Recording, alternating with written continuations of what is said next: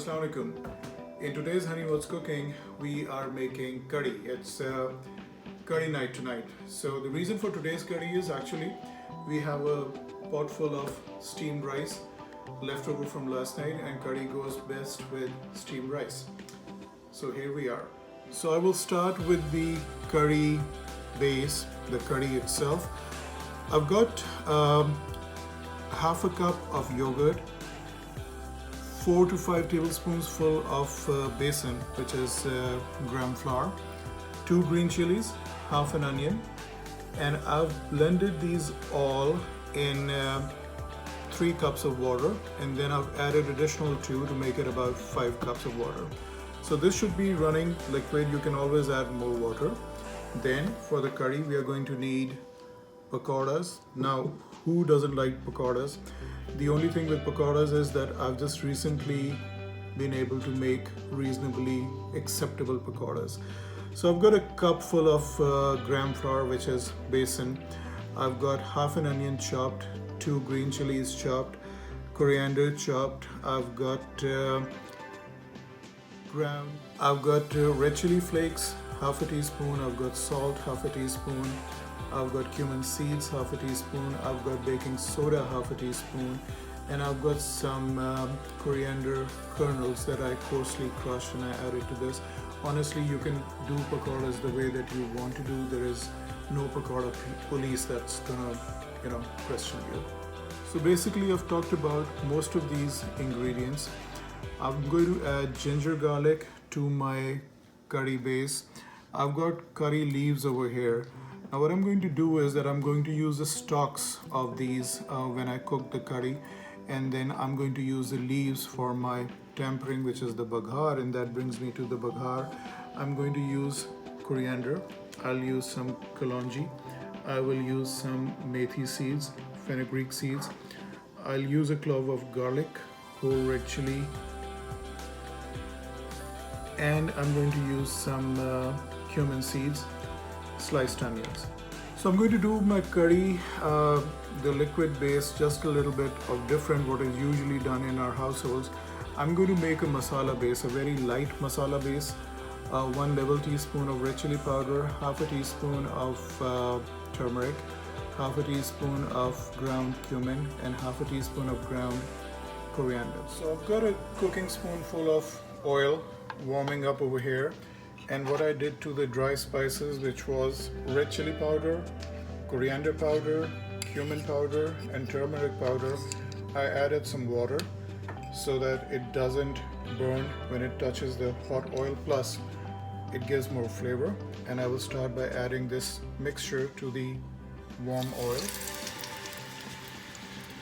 So you just toss it around for a few minutes so that the rawness of the spices is eliminated by the frying. And what we will do next is we will just simply add the curry mixture, which is gram flour, yogurt, onions, green chilies, all blended up in the mixer blender. And in goes the curry mixture, nice and easy, all of it. There we go. So now essentially we're going to let this mixture cook for at least 40 minutes, just making sure that it doesn't stick to the bottom, stirring occasionally.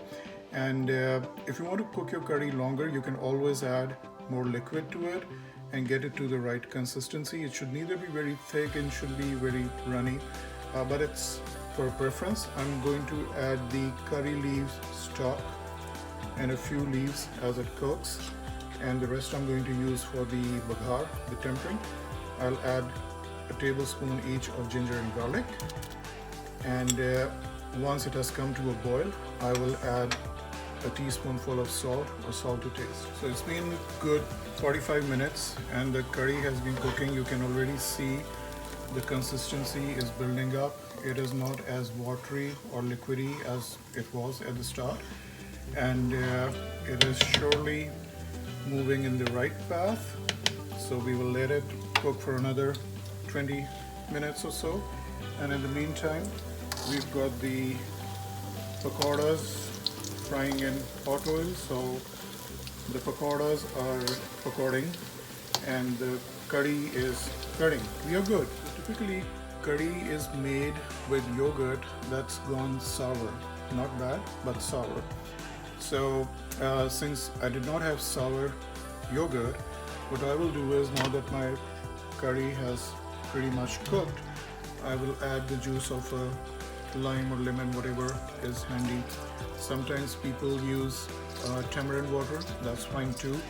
But if you don't like the sour or the tangy taste, you don't have to do it. So you see the curry has cooked well. It has definitely become a good consistency. I think we are good, and this is the time when we will add our pakoras. So here we go. So just bear in mind there should be enough liquid because the pakora is also going to soak in the moisture. It should not kind of cake out in the end. If that happens, add a little bit of warm water gently and you should be fine. But we are at a good point right now.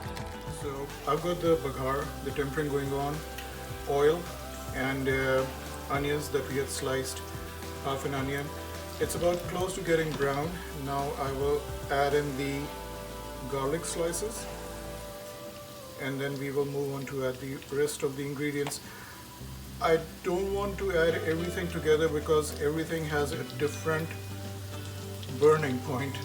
So you just have to be a little bit careful. The onions are nice and brown. The garlic is in. Now in goes the cumin seeds. So our baghar is ready and in it goes onto the curry. And as you can see, the curry is ready. So Janab, the curry is ready.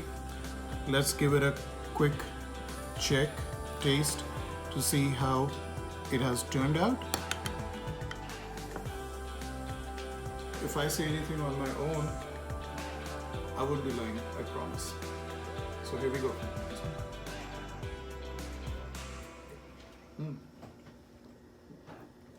It's perfect. All these spices, the flavors are good. The consistency is good. And the sourness, the tanginess from the lemons, that comes out good. Cool.